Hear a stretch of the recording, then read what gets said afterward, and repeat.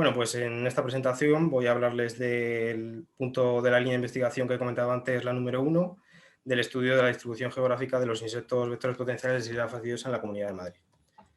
Como ya he comentado antes, el objetivo es conocer la distribución de estos insectos vectores para poder prever mediante modelos la expansión de la enfermedad en caso de nuevos positivos y, en ese caso, poder generar un mapa de riesgos de la infección de Xylella fastidiosa en base a esa distribución. Antes que nada, quería contextualizar un poco el tema con la descripción de los insectos. Ya Alberto nos ha hecho una amplia descripción de ellos. Simplemente decir, pues eso, que son las conocidas como cigarrillas espumadoras, los spittlebugs en inglés. Se les conoce así por la espuma que genera la ninfa para protegerse y que en primavera pueden ver en plantas en el campo, en sus tallos, y si se fijan, para la gente que no conozca estas cigarrillas, pues las van a encontrar. Alberto ya ha comentado la clasificación, pues pertenecen, yo voy a hablar sobre todo de las que hemos encontrado en la comunidad, en el muestreo, que son las representadas en la fotografía, y estas 6 especies pertenecen al orden Hemiptera, suborden Cicadomorpha, superfamilia Cercopoidea y en particular a 2 familias. A la familia de los afrofóridos, que tenemos a Philonous espumarius, Neophilenus campestris, Neophilenus lineatus, Leporionia colestrata y Afrophora corticea, y a Cercopis intermedia después en la familia de los Cercopidae. Pues bien, los Cercopidae, como ven, tienen una coloración más llamativa y los afrofóridos tienen colores más pardos y menos llamativas. También, como ha comentado Alberto, la diferencia de estas familias con respecto a los cicadélidos lo ha representado él bien con fotos. Yo no tengo esas fotos ahora mismo. En cuanto a los tarsos y las tibias que presentan unas espinas, eso es importante para diferenciar estas familias de los cicadélidos, las 2 espinas que presentan los afrofóridos y luego la corona basal de espinas que estaría en esta zona.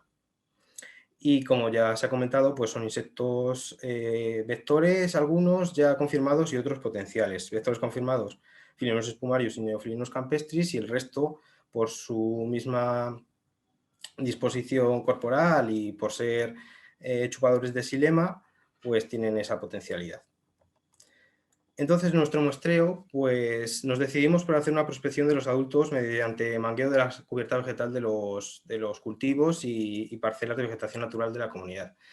Se han hecho otros estudios en otras comunidades y se ha realizado también muestreo de ninfas, pero nosotros priorizamos el hacerlo en los adultos. Y al hacerlo en primavera, pues contamos con que están en la cubierta vegetal.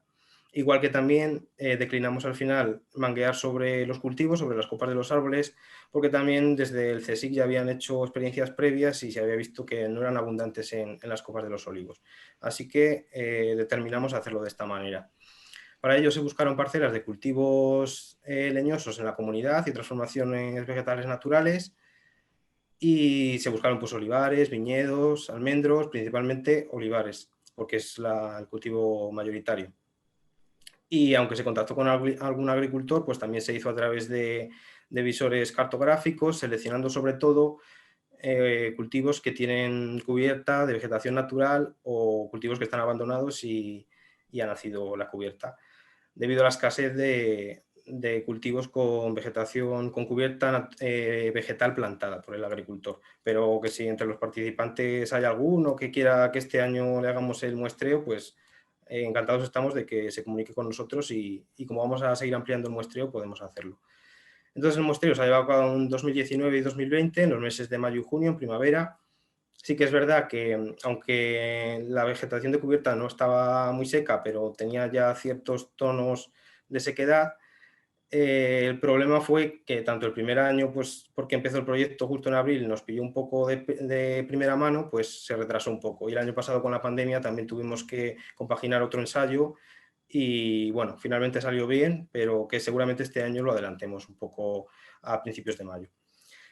Por eso lo que pongo a continuación, de que tuvimos que avanzar según el estiaje de la cubierta, es decir, empezamos por la zona sureste de la comunidad, zonas más áridas y más bajas, y fuimos subiendo hacia las zonas norte, más montañosas y más húmedas y frescas. Se realizó el muestreo mediante mangueos de la cubierta, como ya he mencionado, y se realizaban 100 mangueos dobles con manga entomológica. Para que se hagan una idea, sería como dibujar un 8 con la manga entomológica sobre la cubierta. Recolectábamos esas muestras y recopilábamos información ambiental de las parcelas y tomábamos fotografías. En el mapa pueden ver los puntos de 2019, nos centramos en la zona cercana a nuestra finca y también hicimos alguna visita a la zona de la Sierra y la zona de Villa del Prado. 51 puntos se muestrearon en 2019.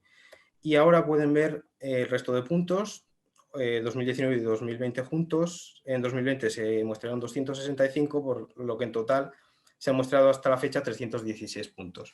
Como ven, la zona más urbana la tenemos todavía sin puntos de muestreo y este año, luego lo comentará Marcos más en profundidad, pero vamos a ampliar por esa zona y zonas más agrícolas.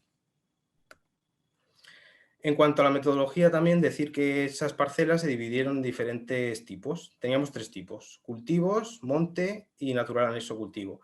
Los cultivos, pues como ya he mencionado, principalmente eran olivo, vid y almendro, con una gran mayoría de olivos, y en el monte, pues diferentes hábitats naturales de coníferas, coercíneas y demás matorrales.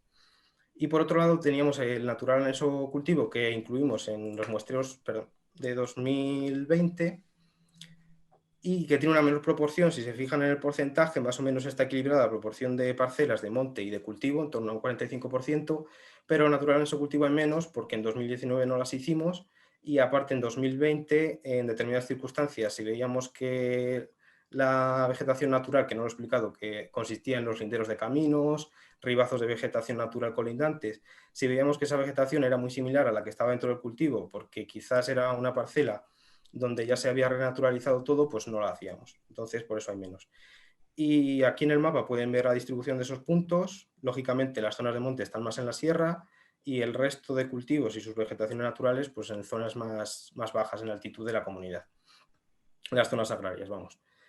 Y es importante que se queden con estos porcentajes en la cabeza, porque luego haré referencia en los resultados.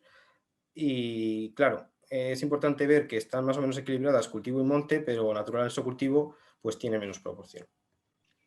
Después, ya en el laboratorio, procesamos las muestras e identificamos los individuos de las especies recolectadas. Recogimos todos esos datos en una base de datos junto con los datos recogidos en campo de las características ambientales, para finalmente generar estos modelos de distribución que comentaba previamente y el mapa de riesgos. Para esto contamos con la colaboración del doctor Diego Gallego, que es director técnico y de I+D+I de Sanidad Agrícola Econes y profesor asociado de la Universidad de Alcalá, y es especialista en modelización. Entonces, a través de los datos que le proporcionamos y de información cartográfica recogida por la Comunidad de Madrid, se podrán elaborar una serie de capas ambientales y empleando algoritmos se generará este modelo. Pero es algo que todavía, como digo, está en elaboración.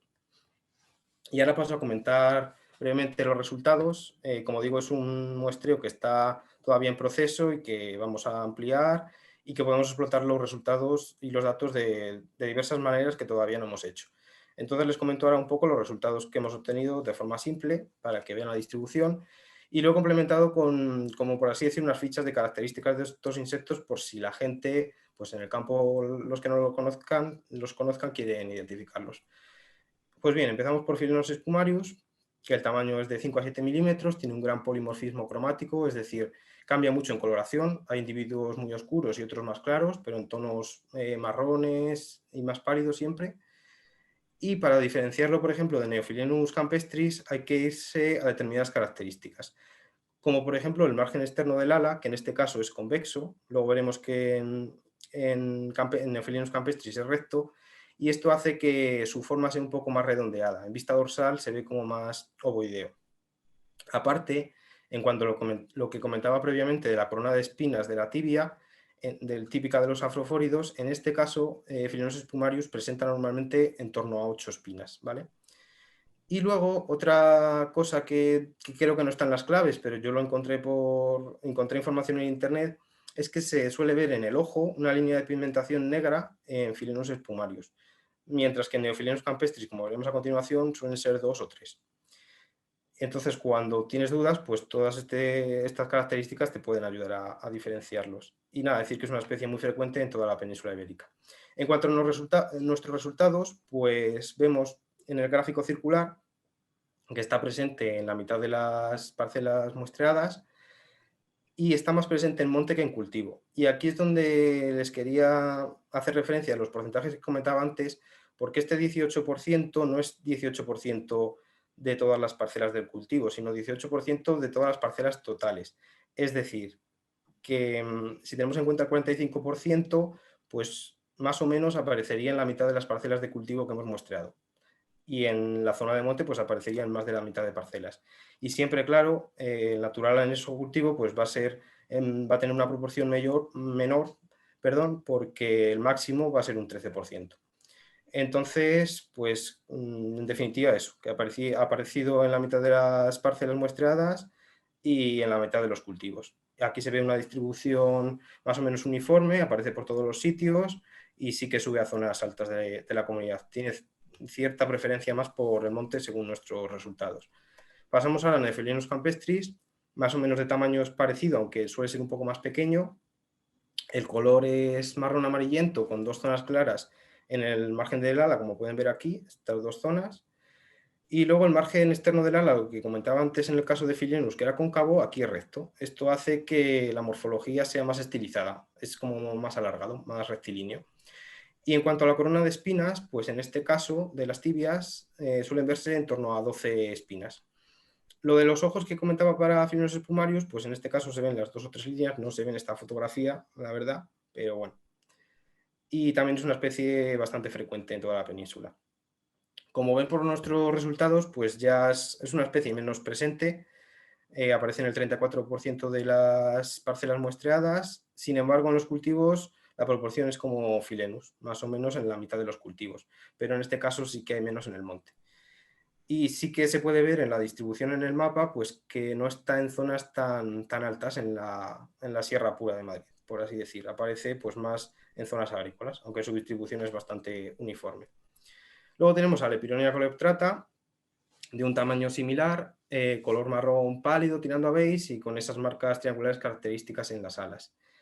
Ya a partir de aquí las especies han sido menos frecuentes, está ausente en un 80% de las parcelas muestreadas y en cuanto a cultivo y monte, pues tiene mayor preferencia según nuestros datos por el monte. Después tenemos a Cercopis intermedia, tamaño es algo mayor que los anteriores.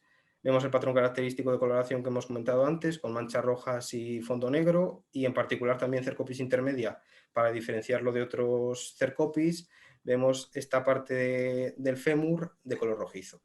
También decir que la familia de los Cercopis tienen el pronoto más ancho que la cabeza, eso les diferencia de los afrofóridos. Y decir que es frecuente por toda la península. En nuestro caso, pues ya es una especie bastante rara, está ausente en el 97% de los puntos muestrales y nos ha aparecido en un 1% en los 3 tipos de cultivo. Sí que es verdad que si referenciamos este 1% de las lindes de vegetación alrededor de los cultivos, al 13% del total, pues aparecería más en este tipo de sitios, zonas ruderales, de majanos, lindes de caminos, ese tipo de zonas. Aparece en la sierra, como ven en el mapa, y en la zona este-sureste de la comunidad, zona de Extremera, Villarejo. Luego tenemos a Neophelenus lineatus, de un tamaño similar a los otros afrofóridos, pero quizás más pequeño que Neophelenus campestris. A veces se puede confundir con él, pero suele tener un tamaño más pequeño, el color es más pálido, marrón amarillento más pálido, y también tiene una banda clara en el margen del ala y por encima una banda negra, lo que le da el nombre. Tiene también lo que hemos comentado de la parte rectilínea del borde del ala, característico del género Neophilenus, por eso tiene una forma más estilizada. También esta mancha suele ser más patente que en el otro Neophilenus, y en el escutelo, aunque aquí no se aprecia, suele estar pigmentado de color negro en esta parte. El escutelo es esta placa triangular. La cabeza en este caso es más apuntada, más en forma de flecha que Neophilenus campestris, y es una especie poco frecuente en general, pero aparece por toda la península. Y según nuestros datos, pues no ha tenido mucha presencia, pero sí que se ve como que tiene mayor preferencia por las zonas de monte frente a las de cultivo. Y sí que es curioso ver cómo se ubica sobre todo en las ubicaciones más altas de las que hemos muestreado, en las zonas más de pura sierra, la Sierra del Rincón y la Sierra del Parque Nacional, aunque también aparece en zonas del sureste. Y finalmente tenemos a Frófora corticia, también de mayor tamaño, similar al de Cercopis intermedia. Tiene una coloración con zonas negras, rojizas y blanquecinas características, con un punteado muy característico que le permite camuflarse en troncos de árboles. Y también destacar esta línea media, la quilla, que tiene en la zona de la cabeza y del pronoto, que le caracteriza y diferencia de los otros afrofóridos. El escutelo también está hendido, la placa está triangular que comentaba antes y no tiene vellosidad y es propia de bosques de coníferas. En nuestro caso, además, el único individuo que encontramos fue en la zona de Guadarrama, subiendo al puerto del León. Y es una especie de zona mediterránea. Y nada, pues eso, solo encontramos un individuo. Y ya para ir acabando, pues aquí tenemos los resultados de forma agrupada. Recolectamos en total cerca de 2.500 individuos. Y de la gráfica podemos destacar, está representado el número de individuos capturados por un lado en color verde y en color naranja está representado los puntos muestrales con presencia de cada una de las especies en porcentaje. Entonces podemos destacar, en el caso de Philonous spumarius, que el 50% de las parcelas muestreados se encontraba Philonous spumarius y que la especie más presente, con mayor abundancia, no por presencia, sino por abundancia, es Neophylenus campestris. Aunque ahora lo comentaré que también infla mucho este dato una parcela muestral en la que hubo 322 individuos. Entonces, las dos especies más abundantes serían Neophylenus y Philenus, seguidas de Lepironia. Y en este mapa, pues aunque se ve un poco pequeño, he querido representar los puntos, por así decir, modales, los que mayor abundancia de cada especie han presentado. Porque aunque no es que sea definitorio, pero sí que más o menos representan el hábitat más preferido por cada una de las especies. En este caso tenemos en color verde a Neophylenus lineatus en la zona de la Sierra del Rincón, en Pradena del Rincón, que encontramos 24 individuos. En Pinilla del Valle tenemos la zona con mayor abundancia de Philonous spumarius, con 55. En Bustar Viejo, la zona con mayor cantidad de lepironias, con 119. El individuo de Afrófora que ya he comentado. Y luego en zonas ya más agrícolas, en Anchuelo, fue el punto donde encontramos 322 individuos de Neophylenus campestris, que quizás pues estaban concentrados ahí porque ya iban a empezar el proceso migratorio estival. Y luego en Pezuela de las Torres, pues es el punto con mayor Cercopis, con 17. Y finalmente, pues Sí, te nada, voy a decir, 2 comentarles... minutos te quedan. Vale, acabo ya, gracias Manuel. Comentarles estas conclusiones preliminares de lo que he contado y de los resultados que hemos ido obteniendo. Y es decir, que Philonous spumarius es la especie con mayor presencia, aparece en el 50% de las localizaciones y tiene mayor preferencia hacia zonas más serranas y húmedas. Por otro lado, Neophylenus campestris es la especie que presenta mayor abundancia, con mayor preferencia hacia zonas más áridas y agrícolas, aunque hay que tener en cuenta el dato que he comentado de los 322 individuos en un punto solo. Pero sin embargo, ambas aparecen en la misma proporción de parcelas catalogadas como cultivo, es decir, más o menos en la mitad de los cultivos han aparecido ambas. Por otro lado, Lepironia cloetrata presenta una abundancia media con una distribución bastante uniforme y el resto de especies aparecen de forma escasa en número y presencia, son especies ya más raras, y podemos destacar la distribución segmentada de Neophylenus lineatus con preferencia por las zonas más montañosas. Y nada, finalmente pues volver a agradecer al personal técnico investigador tanto del IMIDRA como del CSIC y a todos ustedes por vuestra atención. Muchas gracias. De nuevo tenemos a Sonia Villalba, cuando quieras. Sonia. Sí, me ha parecido oír al final que Neophylademus o Philademus, uno de los dos estaba agrupado porque emigraba. Creemos que puede ser una posibilidad porque luego mis compañeros comentarán en sus charlas que lo que he comentado antes, que en verano pues la cubierta se seca y estos insectos migran a otras zonas para poder alimentarse. Entonces quizás ya llegamos en esa época en la que la cubierta se empezaba a secar y se estaban concentrando para subir a los pinos. Es una zona cercana a donde hicimos también el ensayo de dispersión y con más o menos presenta el mismo tipo de vegetación. Entonces, no les sé decir seguro, pero es verdad que fue un punto con una abundancia espectacular. Pero no es lo habitual, lo normal, sobre todo este año, ha sido encontrar puntos con menos cantidad de individuos. Sobre todo en el caso de Philenus, pues bueno, encontrar a lo mejor 4 o 5 individuos y en algunas parcelas pues sí que encuentras a lo mejor 20 y luego pues algunas muy excepcionales como estas que he mencionado. Pero lo habitual es no encontrar tantos. Sí que es cierto que el año pasado encontramos más Neophylenus, también es verdad que muestramos principalmente zonas de cultivo y este año pues hemos encontrado menos proporción de Neophylenus. No sé si le he contestado a su pregunta, pero no puedo Sí, darle más explicaciones. Gracias. sí, o sea que es una migración para buscar nuevas áreas de alimentación. Claro, luego lo comentarán, no quiero tampoco dar muchos detalles, pero en verano, pues como se seca la cubierta, es cuando en principio suben a las copas de los árboles y es cuando se produciría la infección. En el caso de los olivos, o bueno, si se van a los pinos, pues no se ha demostrado, no se ha estudiado, pero en nuestro caso es donde iban, sobre todo.